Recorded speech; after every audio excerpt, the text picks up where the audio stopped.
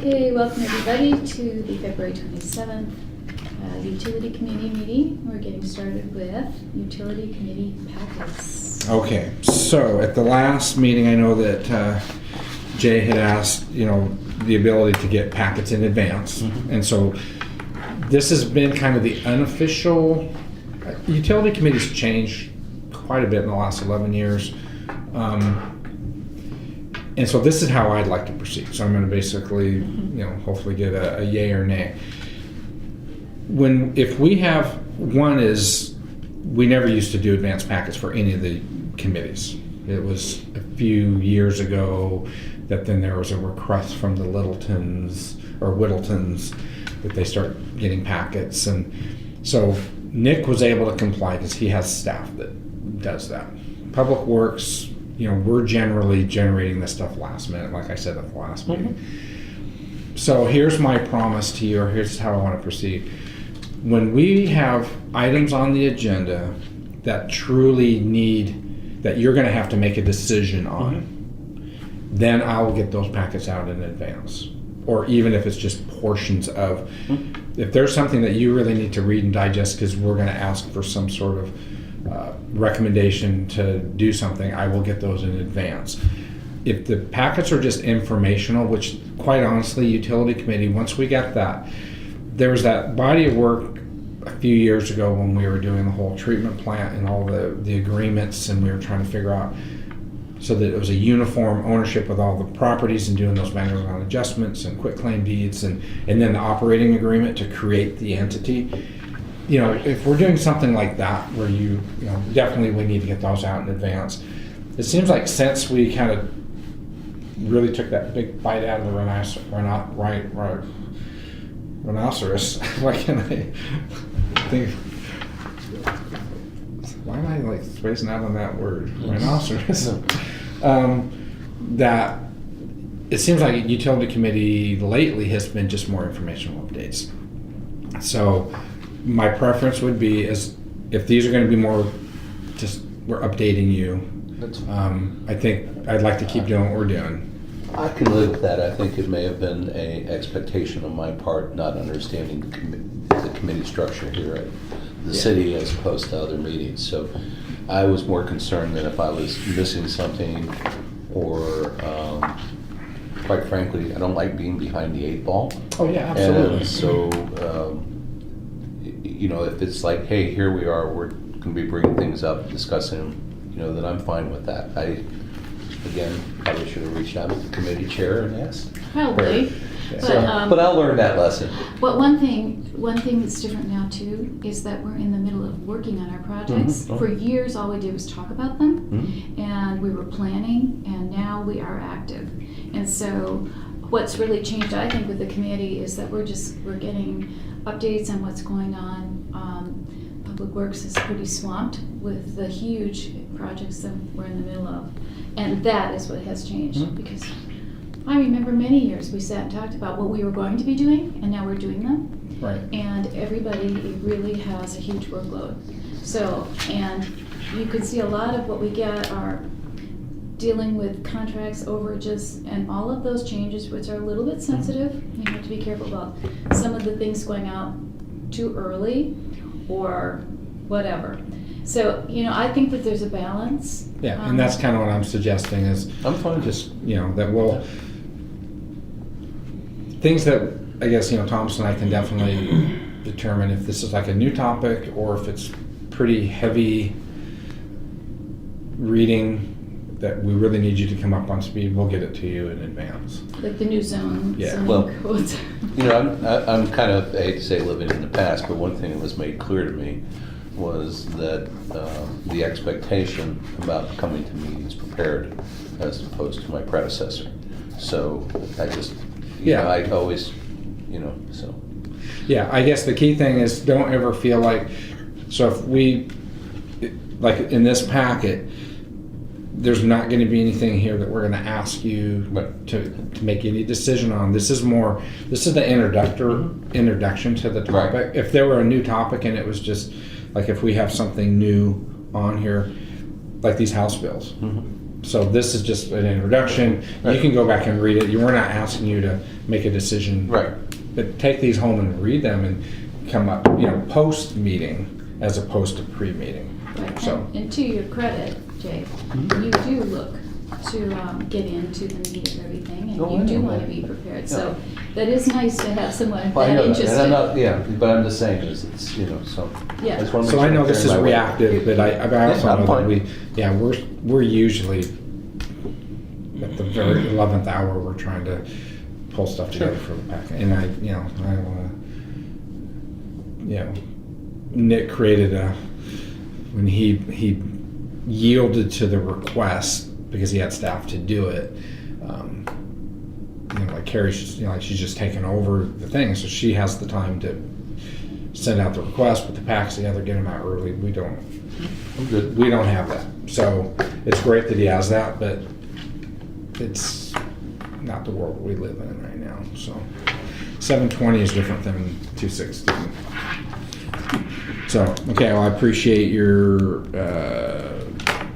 And I grabbed a packet to give to Fred, so Yeah. everyone will have one. so speaking of, a new topic, but again, it's just, this is just some House bills that Thomas thought we should be just looking at, keeping track of.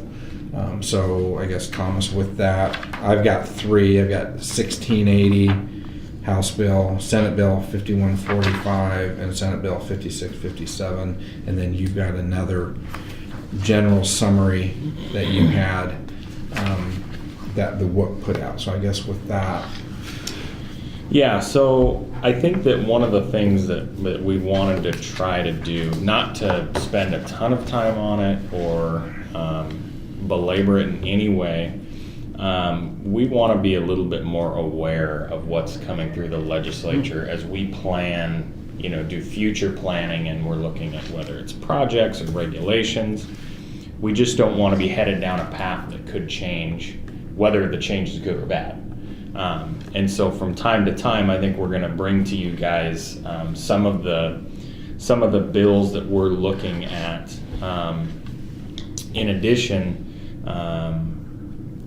I am a member of the Washington Water Utility Council, and they have their own lobbyists and legal counsel, and they provide us with information that says, hey, you should be looking at this.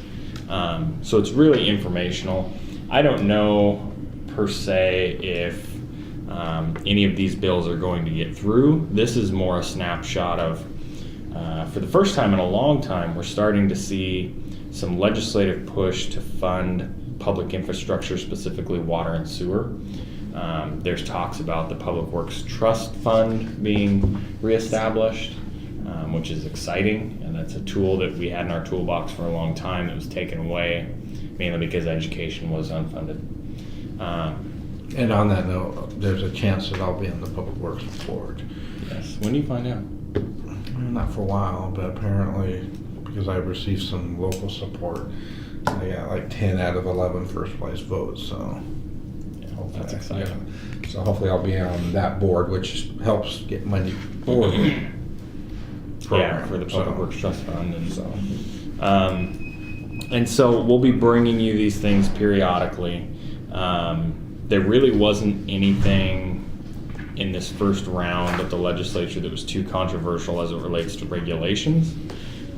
There was some stuff on, or the Department of Health and the legislature are working on new regulations for deep underground injection wells, which us as purveyors are deathly afraid of.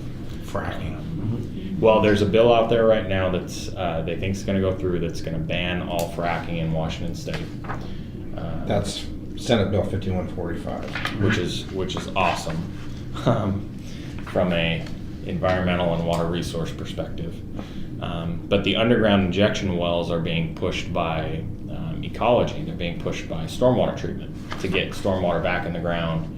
Our concern is how deep are these? What are their locations in proximity to our aquifers? And that water's not being treated for things like opioids or birth control or things like that. So What was that thing that we heard about the treatment plant? They want us to start treating for. So, yeah. Right here on this one, 56. Oh, that's 56, 57. That's Yep. right. So, How do you do that? so there's a bill out there right now. So I reached out to West Sound, and I said, hey, let's keep our eye on this, because if this moves through, we could be talking about treatment plant, expansion. Well, how would you? I mean, it's Yeah, in what would you suspension. do?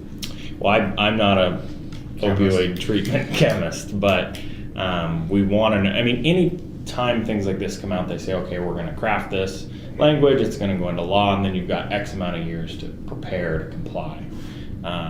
But the lobbyists right now are pushing back, saying, we got the cart before the horse.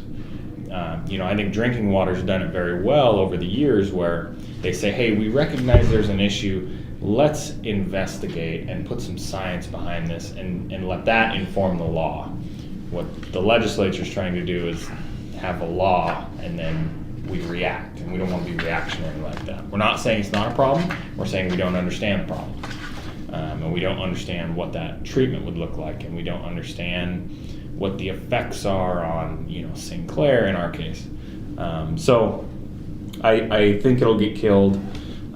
It's always nice when you've got people like Seattle Public Utilities and Tacoma Public Utilities that are a bigger player, and they don't want this. I'm not speaking for them. I'm just saying, it's not that we don't recognize that there could be an issue. We just want to understand it before we make laws, and then we have to. So, anyways, like I said, more informational than anything. I'll probably be bringing some stuff from the WUC, if it's relative or important. There is a case right now that I'll briefly touch on that we're watching. King County has resurrected some really old RCWs that they believe gives them the authority to charge rent for utilities within their right-of-way.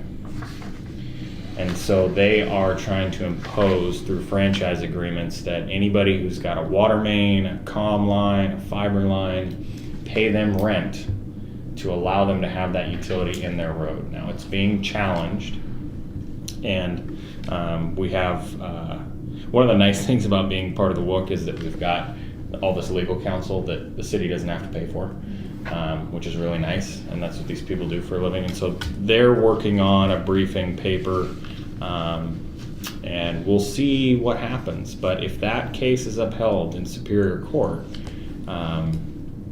counties all around would have the authority to charge rent for their right-of-way. The argument that's being made right now, there's a couple of different arguments, retail service area, different things, but one of the arguments that's being made right now is that right-of-way is publicly owned, and therefore it cannot be Rented out. Mm-hmm. That it is for the betterment of the public, and therefore it is not a revenue-generating asset. So we'll see. It's going to be fascinating to watch. Like I said, more informational. Who's the city again? I'm sorry. It's King County. King County. Okay. Yeah, and so you've got like Waswood, who's the Association of Water and Sewer Districts, who are more in opposition to it, obviously. But it could create some huge legal precedents. So as we hear updates, we'll keep you informed. Yeah, I mean that's huge. You're talking Would that be wet new? utilities and dry utilities. Well, would that be new utilities? I mean, would they? It would be the old ones existing. would. Really? Yeah. They could go back and start charging. Yeah. How would they even know in a lot of cases what's all there? I mean, you Well, could do they would just look at, like, for dry utilities, they'd say Puget Sound Energy, Cascade, you have franchise agreements, Right. and they would basically just start. Somebody would have to determine a value and assess how much within, like the city of Port Orchard, we would assess whatever the rate is, how many square feet, how many square miles, whatever. And to be honest, I don't think that I do not believe that it will be upheld. It's convoluted and it's not easy to say one way or the other, but franchise agreements by statute only provide a provision for you to collect your administrative costs to do a franchise agreement. What Kitsap County did is they adopted an ordinance outside of that, and so there's some monopoly laws that say that that's an unfair taking. So I think hopefully what you could see is that the Superior Court rules that the ordinance was an illegal act and that the county did not have the legislative authority to adopt that ordinance. We'll see. Anyways, if you guys have questions, you know where we live. Right. This is probably a squirrel, so if it is, just let me know. Several years ago, somebody told me that the bills to watch out for are the ones that get introduced, and then 5 years down the line, they keep coming back and gathering momentum. You know, some people think are far out there.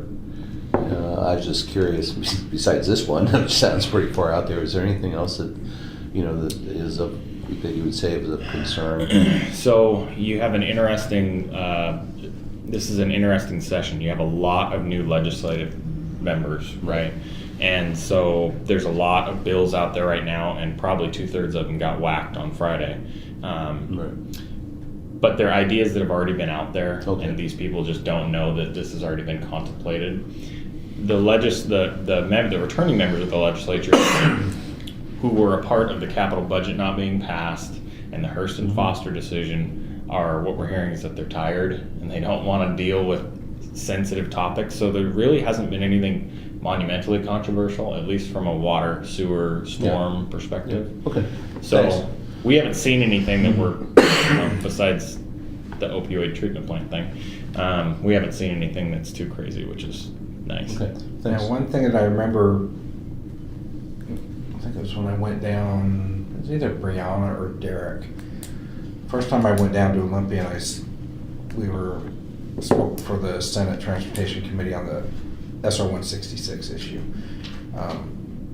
Somebody, I think it was Brianna, had explained the real life of the bill and the number of time. It's like a death by 1,000 cuts. Exactly. And so I don't know if that would be beneficial the next time she comes, to ask her to really explain, like when you think a bill's dead, it's not always dead. Right. It's intentionally put. There's a lot of politics that have to, we struck this bill, but they really didn't do it because they're going to bring it back. And I can't remember the details of it. But there's the obvious process, and then there's kind of like another process where it's not sneaky, but everybody knows when they take an action that it's going to come back in a different form, and it's going to come back into the process at this other level. So I don't know if that's a thing where you really want Brianna to spend some time to write, where we explain, the real life of the bill. I thought it was fascinating because I said, well, I thought that was dead. She goes, well, not actually, because it's over here and it's going to come back here and then it's going to go through this process. I'm like, well, who knows this stuff? And she goes, well, Brianna. Yeah. So I guess Touché. the short answer is it's not exactly how they depicted it on Schoolhouse Rock. no, it's not. It's not the guy laying on the thing on the front of the steps. All right. So one thing that when you look at the agenda, I've changed the format a little bit. So you're going to have this legislative report discussion. So that's going to be a main header, and then we'll just continue to list House or Senate bill updates that we feel are appropriate. And if there's nothing, I'm going to keep the header, and I'll just put like no report. The next thing that I changed was I had asked Thomas to put together with VHC, who's our sewer and water purveyor, this document. So basically it's a Gantt chart because we had so many things going on that I was losing track of really where we were at. So we asked them to put a Gantt chart together that establishes basically a critical path with the key things we're working on. The Foster pilot project, the McCormick Pump Station 2, which is ours. Obviously Well 13 project as a whole, our water system plan, and then the Marina Pump Station. And so we're going to keep that as a main header, and then we'll just be kind of going through this and making sure that we're staying on our critical path. So with that, you'll see under that category, the main products. Now, one difference is you'll see in the agenda, so we have the Foster pilot project. Now there's a water rights. So the water rights is associated with the well 13, but I kept it separate because it's actually not just well 13, it's all of our wells, and it's rebalancing our water rights. So we're taking that on as a separate task. That it's not specifically listed on this Gantt chart. It's kind of embedded in a lot of areas. Then obviously I have 13 that's on the chart, which is both the site and then the work down at Maple Street, and then Pump Station 2, water system plan, the Marina Pump Station. So we're going to keep this as kind of the main header and just provide updates. This is wonderful. Yeah, I think it's very helpful. I want to have this plotted at 24 by 36 and put up on Thomas's wall. So Nice. Anyway, so I guess with that, Thomas, do you want to go through these and just kind of give us a quick update? So, Foster Pilot Project, as we've talked about a lot, we're a part of that program through Senate Bill 6091. We have until November 15th of this year to propose our mitigation strategy for our wells, how we're going to mitigate for the environmental impacts of withdrawing water from the ground. We have tools in our toolbox that we're allowed to use that we're one of 5 purveyors in the state. So when you determine mitigation impacts, you use something called a steady state model. So you measure the impact at full build out, at full withdrawal, and you have to mitigate for that. And that's currently in time, in place. In time, in kind, in place. Right. So what's interesting is when you run a steady state model, right now the steady state model says we have to mitigate for half of what we withdraw. It's a huge amount, and it's spread out across basically our impacts measured from Gorse to Long Lake. Almost impossible to do. And, you know, depending on your ideas on mitigation, the impacts are pretty academic. They're immeasurable in some cases. And so because we're a part of this special project, we are allowed to do something called transient model, which says, okay, we understand that impacts might happen, but when do they happen? Is it 10 years from now? Is it 50 years from now? In some cases, it says it might be 800 years from now. Sure. And so the idea would be, okay, we'll mitigate, but we're not going to mitigate until we have an impact. Why would we over-mitigate, essentially?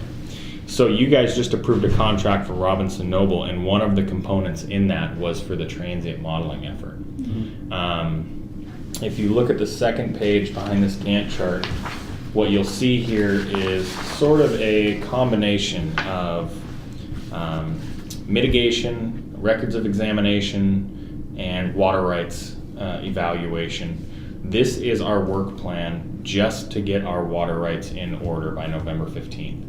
This is a huge, huge, heavy lift, and we don't have a choice. We have to get this into ecology so that they can make the recommendation to the legislature. If you kind of zoom out and you really are at the 50,000 foot level,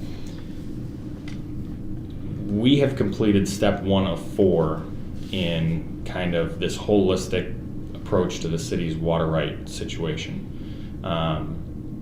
We're taking all of our wells and redistributing our water rights through change applications with the Department of Ecology to move those rights into areas where we can, utilize them. Well 13, well 12, let gravity do its thing.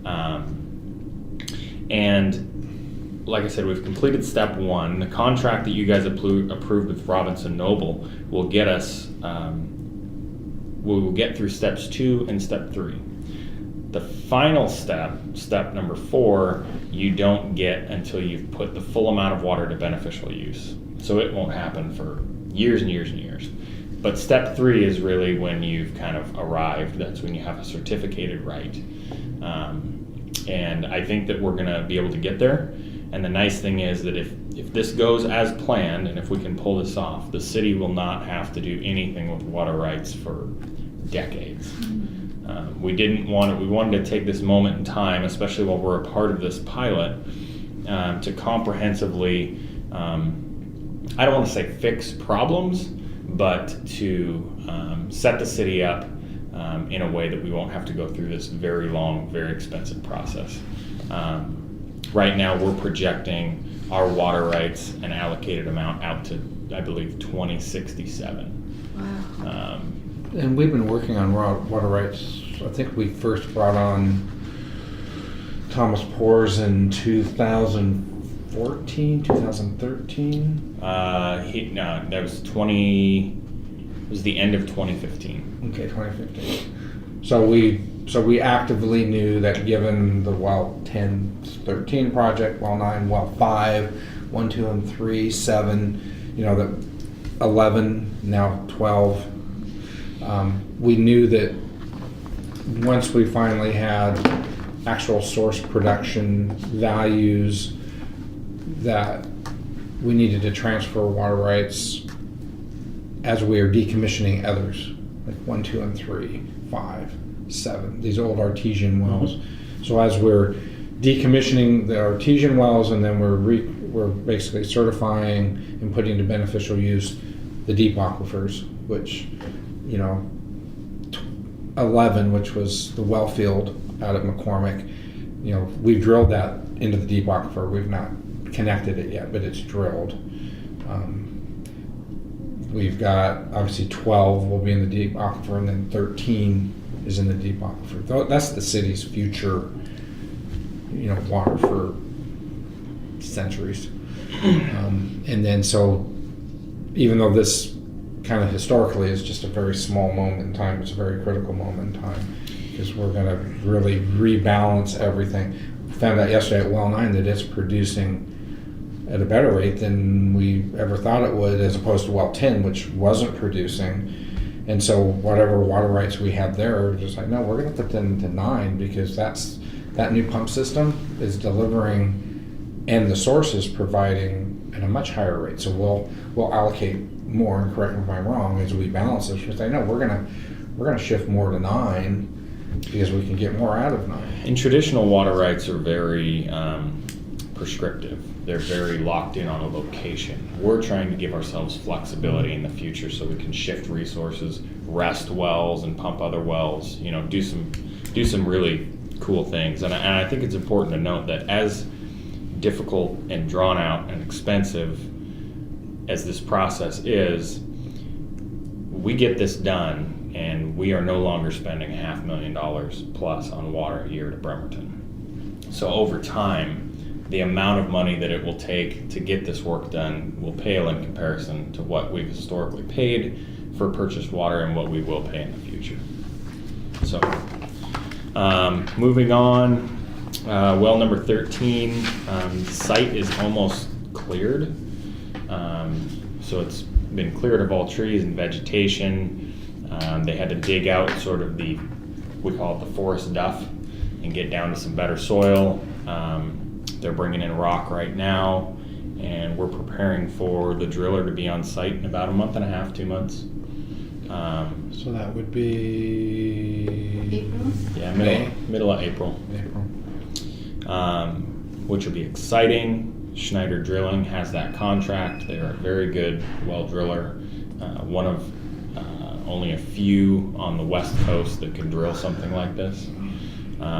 So that'll be exciting. We are actively working on the design for Maple. We just had a meeting out there last week where we kind of finalized road widths and road sections, and we've got to do a little bit more surveying work to pick up a couple of different things, and working through easements. We're going to directionally drill the majority of that water main, which is huge because we don't have to open cut through an easement in a cemetery.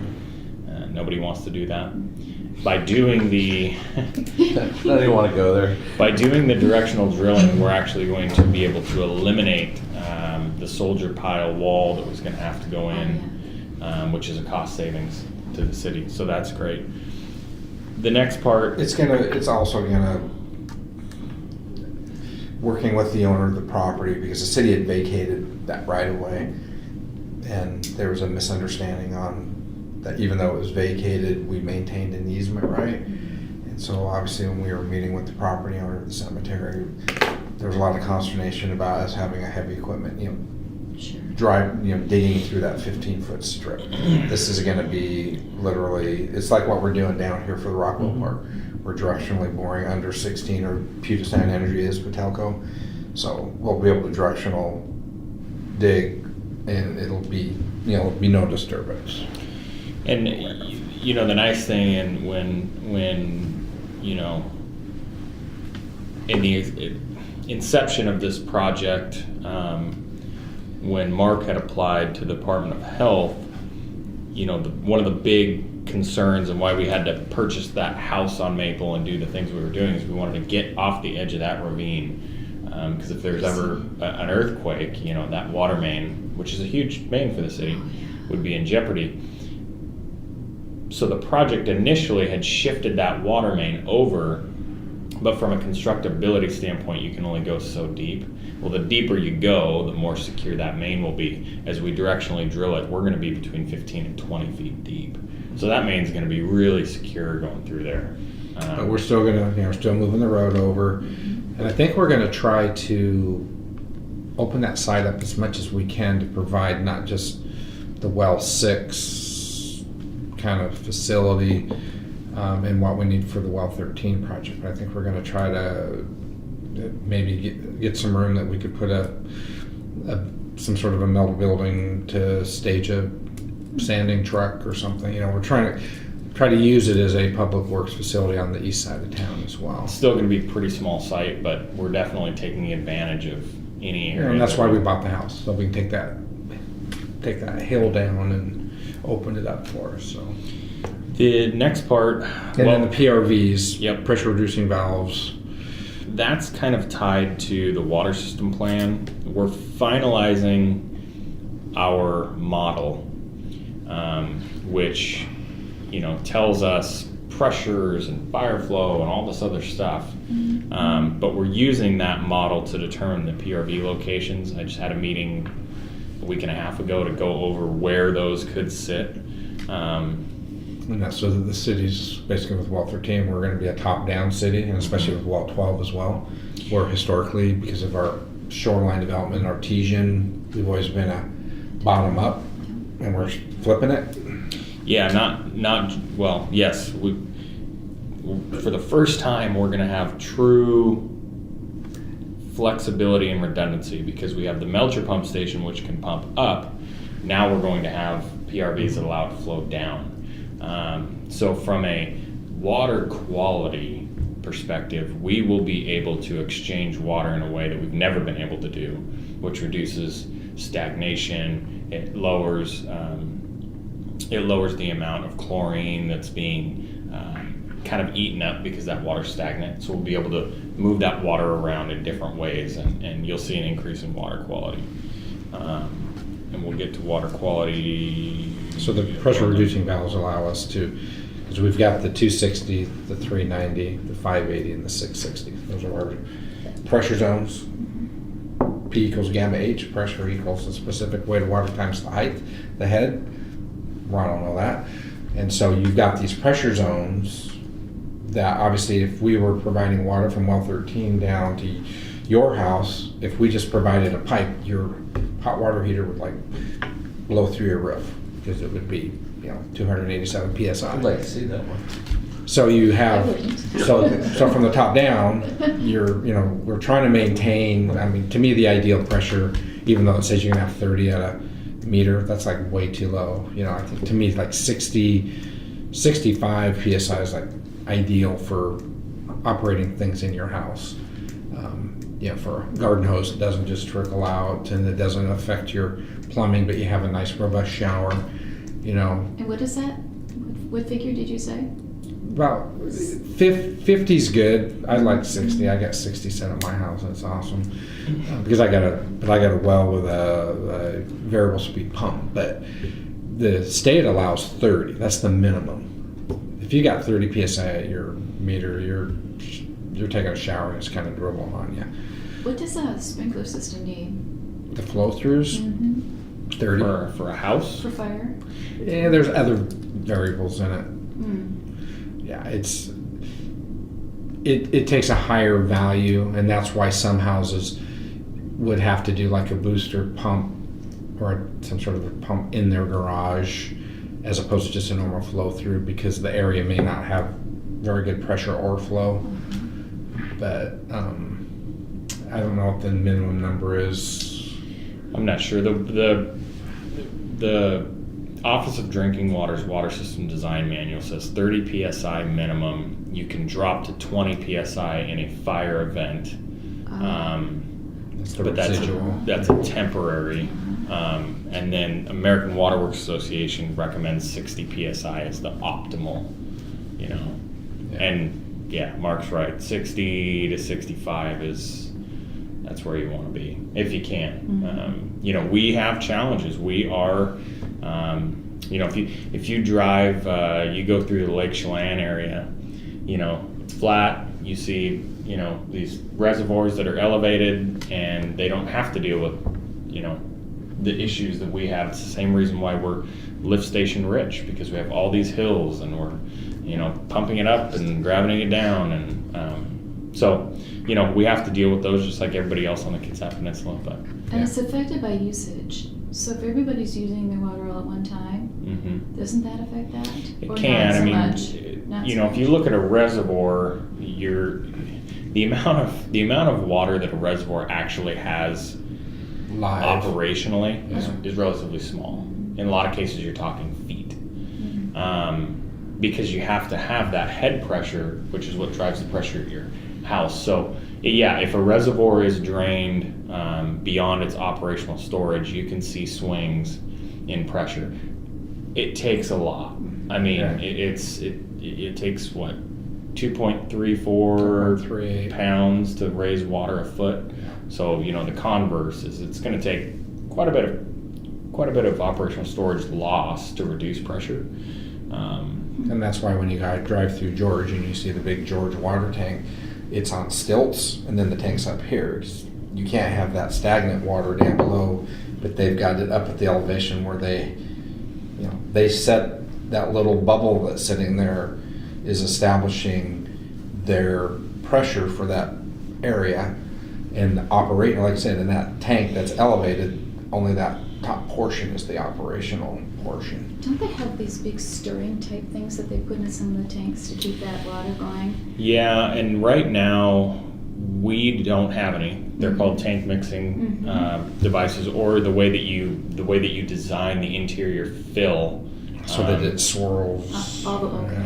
So, well, as a part of the Well 13 project, we're connecting that well to the Sedgwick Reservoir.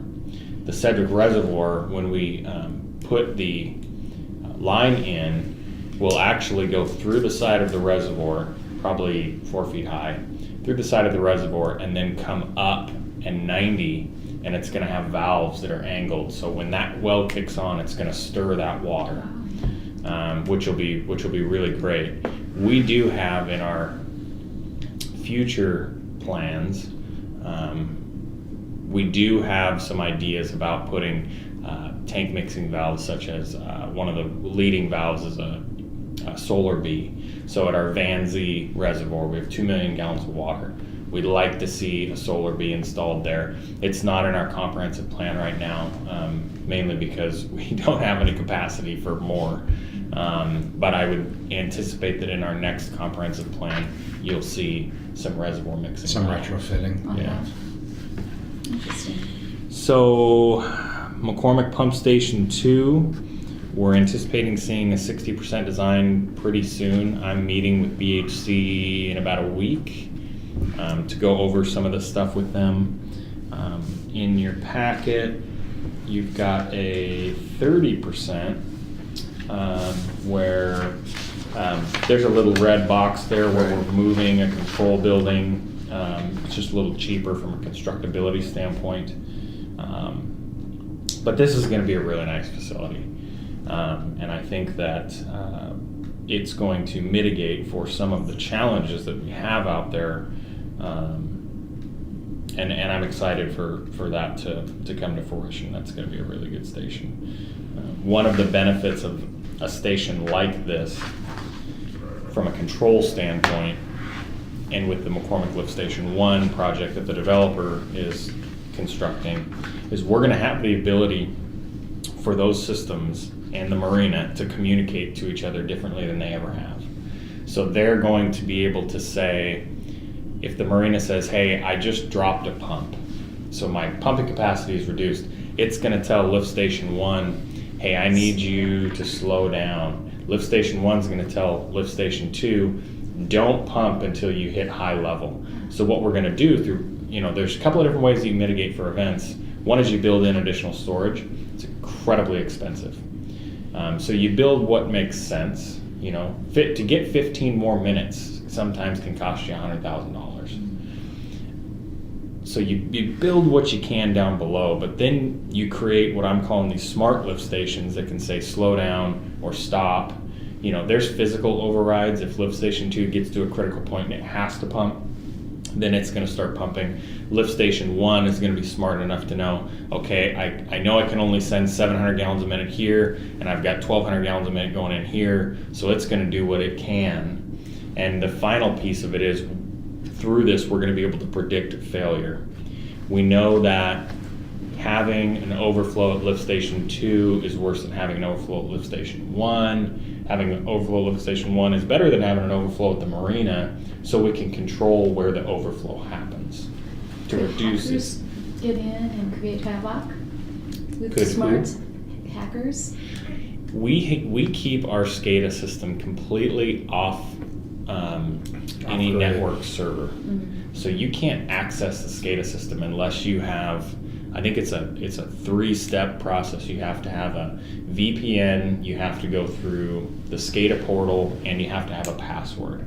So you'd have to have a physical connection, and you'd have to know how to get in. It's relatively unlikely, but the Department of Homeland Security has been very adamant that no SCADA system should be connected to a public network like City Hall's network or But the yes, others. but it could happen. I mean, Yeah. Putin, if he really wanted to upset Trump, he would Just cause do the it. McCormick pump station to overflow.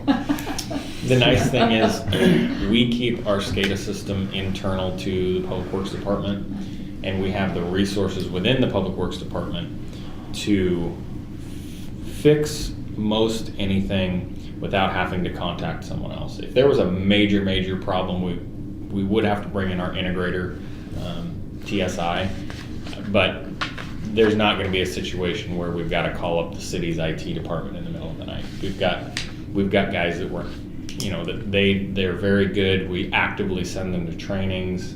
We're to the point now where we have one guy on staff who has been going and learning how to code and write this code. So in the middle of the night, if we got a problem, say one of the cards gets wiped, we can very quickly rewrite a code that will allow that system to at least function. And we back up all of our codes. We have a lot of redundancy in our SCADA system. Water system plan, we're moving forward. I think that, as you can see on the Gantt chart, we're looking at Q3 of 2019 being done with that. That's going to be a very good planning document for us. We're putting a lot into it because the Department of Health recognizes anything in your comprehensive plan is already being approved. So you don't have to go through a very lengthy, formal, and expensive review process because they've already adopted your comp plan. And it's going to talk about future improvements and a lot of different things. That'll be an exciting document. Marina Pump Station, next month we are supposed to hear some information from some folks downtown who are planning grandiose things. As you guys know, we applied for that $4.1 million rehabilitation loan. And that's right, council just We got it, approved yeah. that. And that was for a rehabilitation of a lift station. Yeah, retrofit. The developer would like us to move the lift station. That takes it from a $4.5 million project to a $10 million project. So I have communicated with the developer that's not a city cost. That's a developer cost. And so they are aware that, you know, they're gonna put a request in, they've cut their civil loose on trying to identify areas that would work for them. We've, you know, told them that we've kind of stalled as long as we can on this project, and we need to get going. Our design consultant is chomping at the bit to start doing some of this design. But if it indeed has to be moved, you know, the permit fees for the developer are going to include millions of dollars.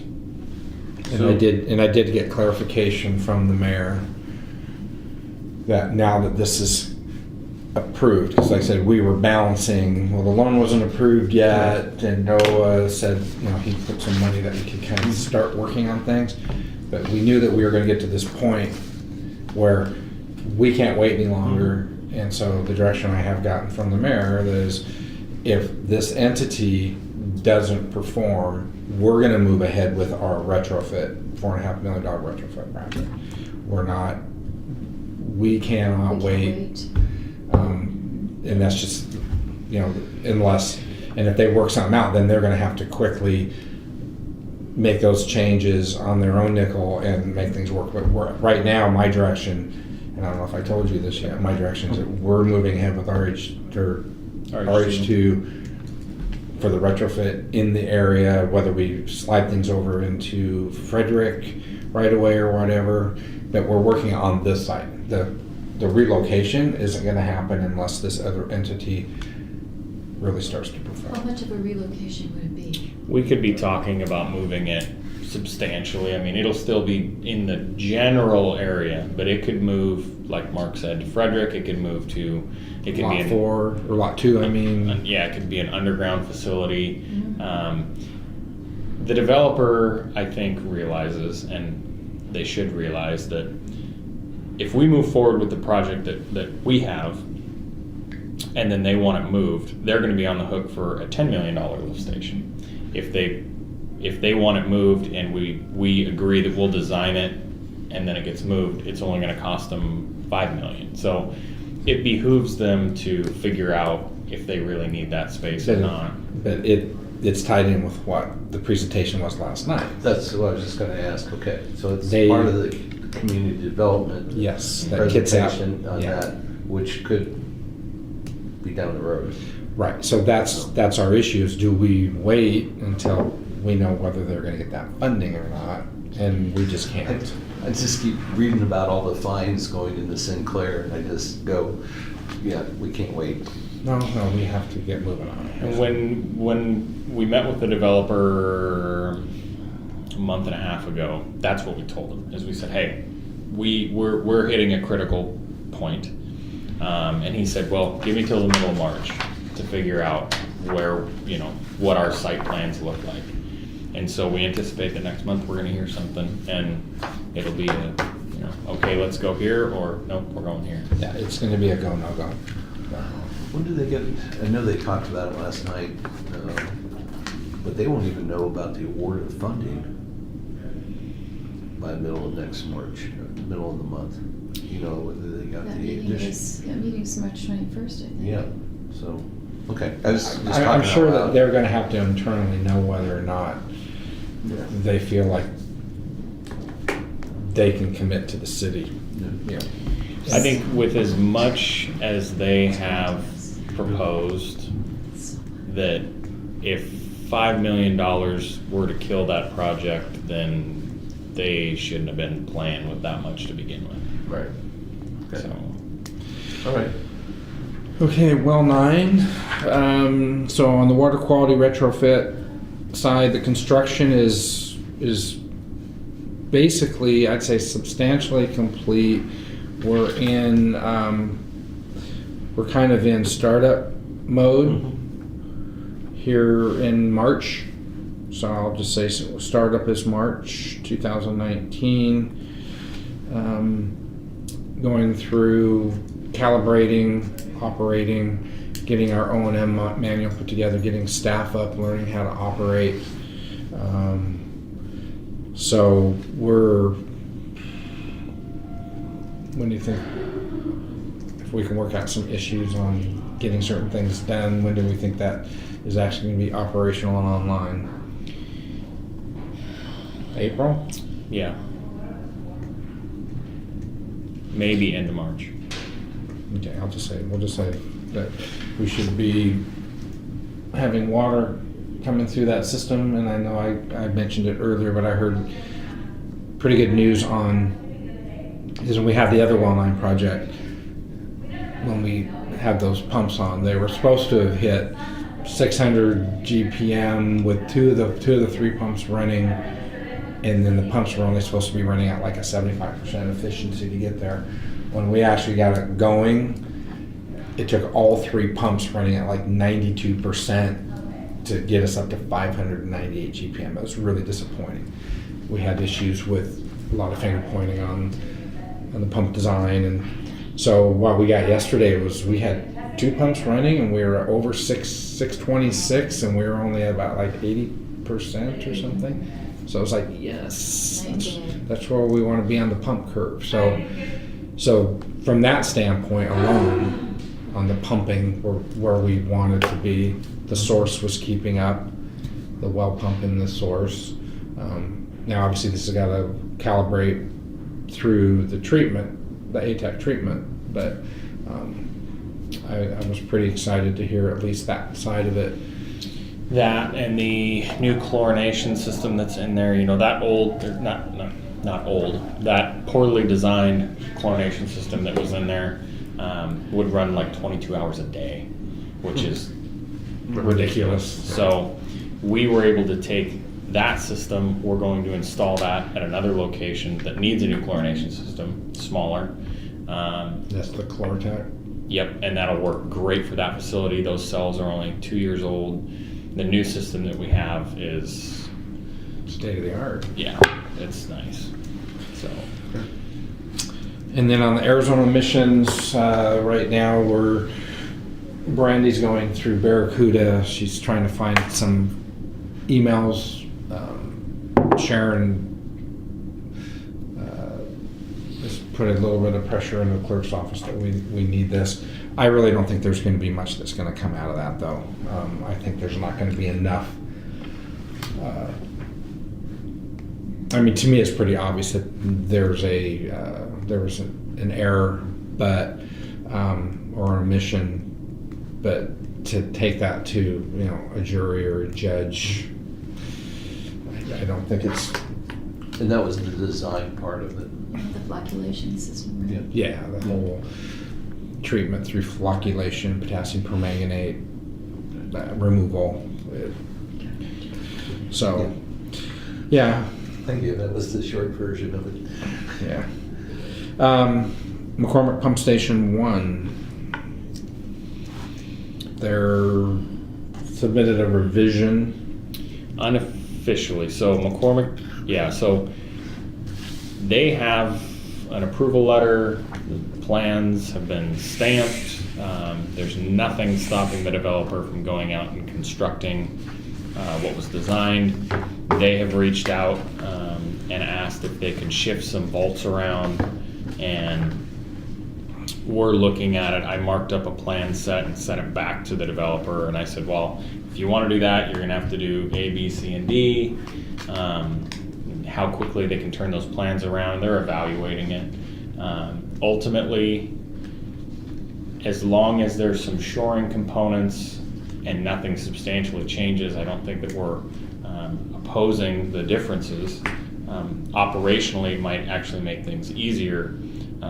We just need them to submit, you can't just show me a picture. We got to see the structural and the, all that sort of stuff. It would straighten out a sewer bypass. So we'll see. I've got 2 emails in my inbox right now from them about it, so we'll see what happens there. But they've got an approved plan set, and they want to start digging in March. Oh, wow. So everything has been fabricated. They're waiting on a few more electrical components to come in. They're telling me that they believe once they start digging, 90 to 110 days, they'll have that station online. So, I mean, it's not far-fetched to say that for sure by the end of the year, we have a brand new, very nice lift station in McCormick 1. A lot of projects. Yeah. But, you know, I'm loving the fact that we're gonna have really nice pump stations at McCormick 1 and 2. You know, I was standing there watching sewage run between my legs when our generator went out at 1 and PSC wasn't willing to respond to get power back on. And there's nothing we could do about it. That was like a really frustrating. And that's another thing that I'll bring up, you know, operationally, I know you're looking at that carpet, and I'm gonna remind you that you said no new projects, so. I did. You probably don't want that, but I'll give it to you anyway. Operationally, you know, with these projects, Well 9 never had a generator. It does now. We have a new generator tow behind in our shop. The Well 13 site doesn't have a generator right now. It will with this project. It's going There's no to. such thing as Well 13. Well 6. No. Well, the Well 13 site will. We'll have a generator. Yes. You said we currently don't have one. Well, we don't have a well there. We have a reservoir there. Okay. Oh, okay. So there's a pump. So, operationally, when we have these emergency events, it will reduce, these capital improvements will reduce staff time running around pumping facilities with a tow-behind generator. That is huge because that frees them up to go, you know, get roads closed or opened or remove trees from the right-of-way. So sometimes I think it's important when you look at those capital improvements to understand not just the capital component, but the personnel component that it takes when those facilities aren't Well, there. especially with the way we've got SCADA now tuned in between the City of Bremerton system and the 580. That wasn't working very well. Thomas has been able to work with their SCADA folks and get that operationally working much better. That's how they're able to provide this flow because they just weren't communicating and we were having a lot of issues up there. The fact that McCormick Pump Station 1 and 2 and the Marina Pump Station, they're going to talk to each other, as we were just saying. Yeah, we've got, you know, we literally have staff during power outages that we've got the 2 generators, the bigger one and the little one, and they're literally saying, okay, we got 10 minutes to get down to Bay Street Pump Station, do that, pump that for whatever, and then, okay, now we got to get up to, you know, McCormick 1, and we've got 12 minutes to get up there before we have an overflow, and it's just, for that 2 or 3 days of power outages, that's just what they've been historically doing. And so we're making improvements. So now we just had, hopefully we're just running diesel. Yeah. Keep them. We still have sites that we'll have to get to. Some of the smaller sites we have Like to Golden get Pond generators. or, you know, but, Well, Golden Pond has a new generator. oh, that's right, we got that in the budget. So it's just to highlight that those capital improvements really reduce, or I don't want to say reduce, they give our staff the ability to get out there and do other things that we need to be doing. It's not quite so critical. Well, this gives us some flexibility. You're not right down to the seconds, Yeah. you know. And I know when Thomas was working out of the shop and we had conversations and he'd just say, this is really stressful. We're literally having minutes to get down and get plugged in and operational. It's just a lot of stress. Well, and we've been fortunate, you know, had we had widespread power outages during this last snow event, there's sites we can't get to with those generators because of their size and the steep slopes, and this will reduce some of those, mitigate potential issues. So. Okay. Yeah. So I think we'll call that an hour-long meeting here in another minute. I'll say 10:30. So the next meeting, the third Monday, the We're 18th, back on March 18th if we feel there's something. there's something worth, yeah. Okay. Yeah, even though we have updates, I think if the updates aren't worth, you know, having the conversation, then we'll just. I know he'd really Get appreciate it. it because he's still learning so much about the city, and it really helps Yep. with touching base, right? Feel like Forrest Gump. Well, it's not like anyone really knows. I know, I want to know. And I know, and it's always changing, but, right. Worst comes to worst, get a van, do a road show for a minute. I was gonna say, you know, You like know, I actually, said, yeah, that would be pretty cool. I think it'll be, you know, there's two things. One is you know, Oh, we're always available if you I guys have understand. questions. Should we do that? Yeah. That'd be If you really wanna- cool. I We think- could do different ones.